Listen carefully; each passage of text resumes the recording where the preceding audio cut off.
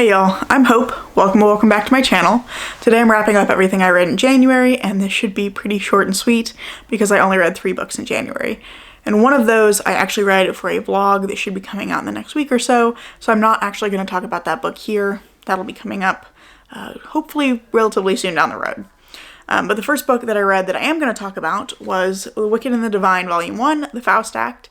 This is a graphic novel series that's set in a version of our world, where every few decades, a group of gods is reincarnated as humans, they become celebrities and pop stars, and then 2 years later they all die.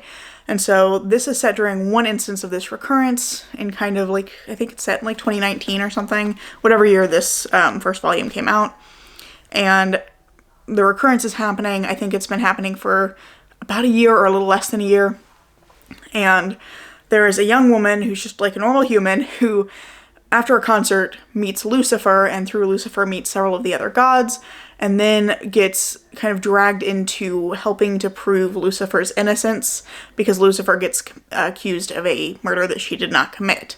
And so this young woman, whose name is completely escaping me, I cannot remember what it is, Laura.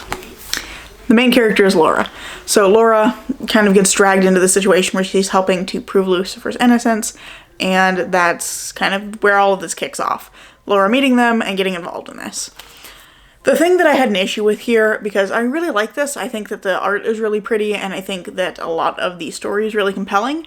My issue is that Laura doesn't totally make sense as a character, because her motivations for getting involved with Lucifer and trying to prove her innocence didn't really make sense, and we only get like the tiniest bit of her backstory. And based on that backstory, it's really unclear why she would want to like leap headfirst into the situation that is incredibly dangerous, has basically no real kind of reward at the end of it for her.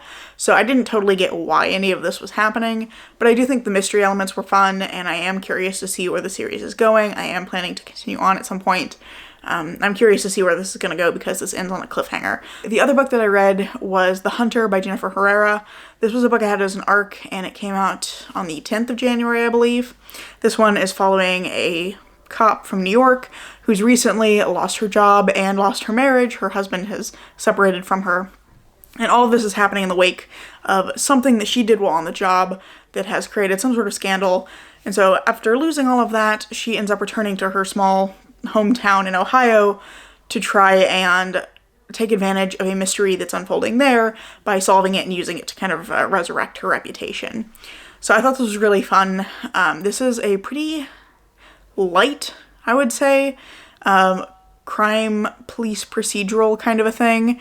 It was an interesting experience because, like, I like the main character. I think that she's smart and she's interesting, and I also think she's really flawed. She does a lot of really stupid things, and this is where I had a small issue, which is that she does a lot of very stupid things and there weren't really any consequences for her. I also cannot remember this character's name. Clearly these books were not very memorable this month, but she does some stupid things. There's no consequences for her whatsoever, but there were some really charming elements of this about family. I think that's really the strength of this book, is it is a book very much about family and about being there for the people that you love, and all of her relationships are really interesting.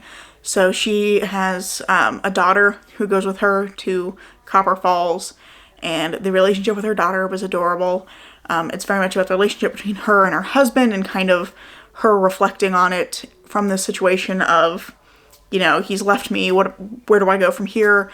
And, you know, maybe I didn't quite know what I had at the time. There's also a relationship with her brother and her uncles who remained in Copper Falls while she moved to New York that is really interesting as that kind of evolves over the story. So I really enjoyed all the family elements of this book, and I would really highly recommend it if you like kind of family and relationships as like a focus, because I feel like that's really what a lot of this book is about. The mystery is there, but it kind of takes a backseat a lot to the family elements. That being said, I did think the mystery was really interesting. I thought that the ending was fun, and I think that it's an interesting solution. I don't think it's something you can necessarily like guess yourself. I don't think the clues are all there, but the solution is interesting and I thought it was satisfying enough. For the most part, I just had some issues with the character making dumb decisions and not having consequences.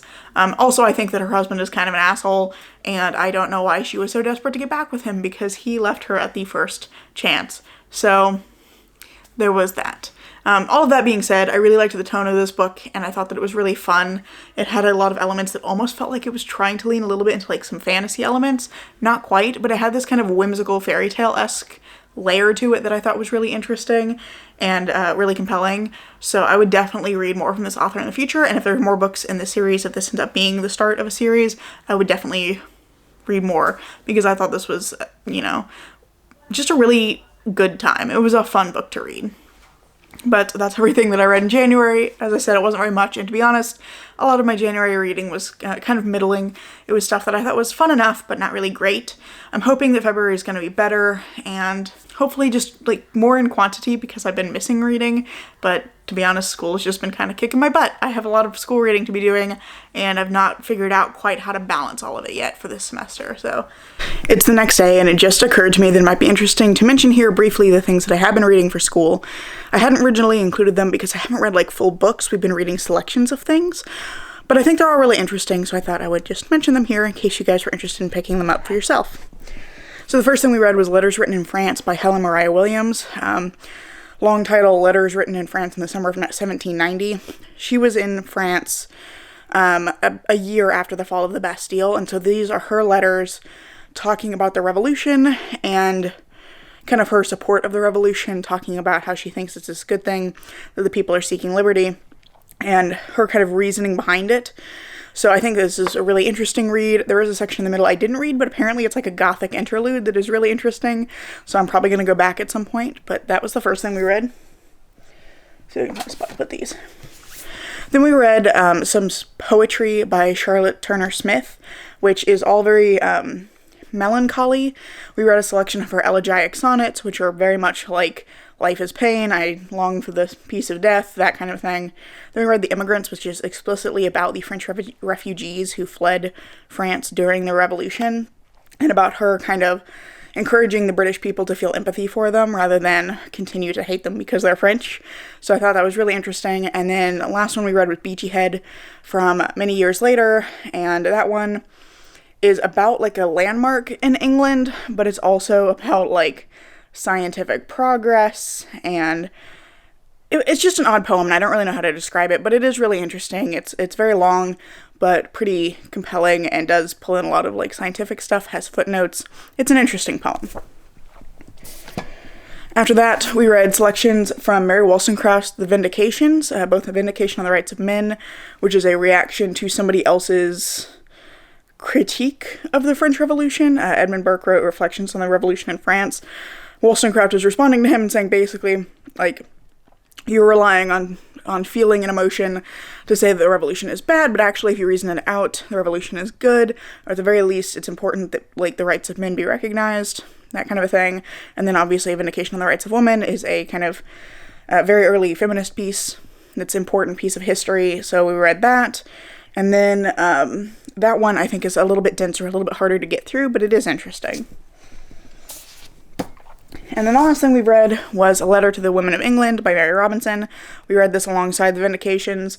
This is her kind of saying, yeah, people before me have kind of delineated what the rights of women are, and here's why I think that women should have those rights, why those should be recognized. It's very much about the double standard on women and women's inability to defend themselves, and she proposes that, like, women be educated alongside men, as does Wollstonecraft, actually. But essentially gives women more options for how to spend their lives. Wollstonecraft, on the other hand, is very much like, if we educate women, they will be good wives and mothers, that kind of a thing. So that's the stuff I've been reading for school. But if any of these interest you, I highly recommend picking them up. I think they're really interesting texts, but they are a little bit denser than like what I typically read. Anyway, that's kind of where things stand, and thank you so much for watching this video. I hope you liked it, and if you did, I hope you'll consider giving it a like, maybe even subscribing to see what comes next. I'm currently posting every Tuesday and Saturday, and I hope to see you in the next video. Bye.